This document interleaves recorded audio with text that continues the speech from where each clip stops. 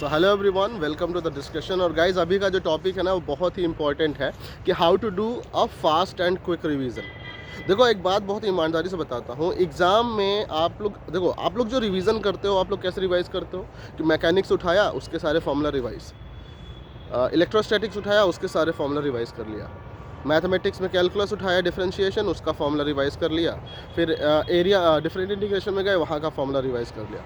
Exam में इसका उल्टा होता है। एग्ज़ाम में क्या होता है कि पहला क्वेश्चन आया डेफिनेट इंटीग्रेशन से, दूसरा आया इलेक्ट्रोस्टैटिक्स से, चौथा आया मैकेनिक्स से, पांचवा आया फिर से इलेक्ट्रोस्टैटिक्स से, छठवा आया मॉडर्न फिजिक्स से, सातवा आया न्यूटन लॉज ऑफ मोशन से, यूनिट डायमेंशन से, फिर पता चला कि प्रोबेबिलिटी आ गया। कोई फिक्स पैटर्न नहीं होता। बात को ध्यान से सुनना, यही मात खाते हैं बहुत सारे लोग। बहुत ये थोड़ा सा इशू है, इसको हैबिट में अगर मैं जो बताऊँगा ना इन पेपर मेथड, वहाँ से आप जो है चीज़ों को बहुत अच्छे से रिकॉल कर सकते हो। आपकी आदत ऐसी बन जाएगी ना कि आप फार्मूला भूलोगे नहीं, टाइम पे सब कुछ याद आ जाएगा। देखो होता क्या है, इसके लिए हमको क्या करना है, मैं आपको पहले बताता हूँ। Subject wise better chapter wise होता है, फिर सब्जेक्ट वाइज होता है, और फिर हमारे पास में होता है एक मिनट मैं इसको फ्लाइट मोड पे डाल दूँ, अदरवाइज़ कॉल तो बीच में मेरे को फिर वो बंद करना पड़ेगा। तो इस बढ़िया है कि मैं पहले से इसका फ्लाइट मोड पे डाल दूँ, कॉल आए ही ना, है ना। हाँ, तो मैं कह रहा था कि पहले अपन लोग सब्जेक्ट वाइज करते हैं और फिर उसके बाद जो है अपन लोग एक पेपर वाइज करेंगे। तो सब्जेक्ट जैसे मान लो कि आपको चलो मैथमेटिक्स फिजिक्स का रिवीजन करना है, आप ले अब इस टाइम पे आप लोगों ने सारा चैप्टर सब्जेक्ट वाइज रिवीजन कर लिया है, जैसे जब करना था आपने सब्जेक्ट वाइज कर लिया है। अब सपोज़ कि आपको रिवीजन करना है फिजिक्स का, तो आपको करना क्या है, एक A4 साइज का पेपर लेना है और एक पेन लेना है और सारे कॉपी किताब को बंद करके किनारे रख देना है। उसके बाद क्या करोगे, कॉपी किताब को किनारे रखने के बाद में आपको पेन उठाना है और कॉपी पे जो भी फार्मूला मैथ का याद आता है वो लिखना है। हो सकता हो पहला फार्मूला याद आ जाए, अल्फा प्लस बीटा बराबर माइनस बी वाई है। दूसरा फार्मूला याद आ गया कि integration of -a to a F x D x बराबर 0, अगर एफ एक्स तुम्हारा एक इवन फंक्शन है, मतलब ऑड फंक्शन है अगर, राइट। तीसरा फार्मूला हो सकता है कि आपको मीन बराबर एन पी आ जाए बाइनोमियल डिस्ट्रीब्यूशन में। चौथा हो सकता है कि आपका आ जाए कैलकुलस से कहीं से और आ जाए। हो सकता है पांचवा आपका इनवॉल्यूंटरी मैट्रिक्स आई ए स्क्वायर बराबर ए आ जाए। हो सकता है नेक्स्ट आपका जो है प्रोबेबिलिटी का आ जाए, या फिर जो भी फॉर्मूला, चैप्टर स्पेसिफिक नहीं होना है और छोटा छोटा लिखो, भरने की कोशिश करो उस पेज को। आज जैसे मैं बोलूँ अभी 10 दिन है आपके पास में, अराउंड अप्रॉक्स 10 दिन है, तो आपको करना क्या है गाइस कि आप पहले दिन से स्टार्ट करो लिखने का तरीका, और लिखने के बाद आप अपने आप को कंपेयर करना। जैसे आज आपने लिखा, लेट से मैं मान के चल रहा हूँ, चलो आज आपने अपने आप को 10 मिनट का टाइम दिया और 10 मिनट के टाइम के बाद आपने देखा कि आपने उस पेज में जगह खाली बच गया है, आपने कुल मिला के जो है 70 फार्मूले लिखे। अब गाइज कल आप जब आप लिखोगे ना, तो मैं आपको बता रहा हूँ, आप बीच में कुछ बार रिवाइज कर लेना एक्सक्यूज मी, तो आप बीच में कुछ बार रिवाइज कर लेना। आप, मैं बताता हूँ, मैंने अपने एक्सपीरियंस से बताता हूँ, कल जब आप लिखोगे ना तो आप 70 से ज़्यादा लिखोगे। फिर जब नेक्स्ट डे आप लिखोगे ना तो आप उससे ज़्यादा लिखोगे।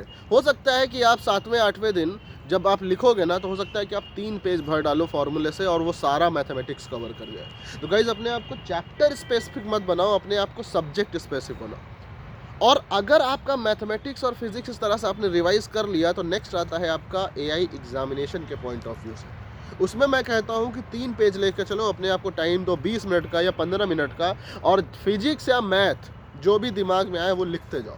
आपको पेज उठाना है, लिखते जाना है, पेज उठाना है, लिखते जाना है। उससे होगा क्या कि ये मान के चलो कि जैसे सपोज मैं बोलूँ, बीच में हो सकता है मॉडर्न फिजिक्स का फॉर्मूला आएगा, हो सकता है इलेक्ट्रोस्टैटिक्स का आएगा, प्रोबेबिलिटी का आएगा, इलेक्ट्रोस्टैटिक्स का आएगा, फिर हो सकता है मैट्रिक्स का आ गया, डेफिनेट इंटीग्रेशन का आ गया, मैट्रिक्स की प्रॉपर्टीज़ आ गई, डिटरमिनेंट्स की प्रॉपर्टीज़ आ गई, फंक्शन, नंबर ऑफ फंक्शन आ गया, नंबर ऑफ रिलेशन हो गया।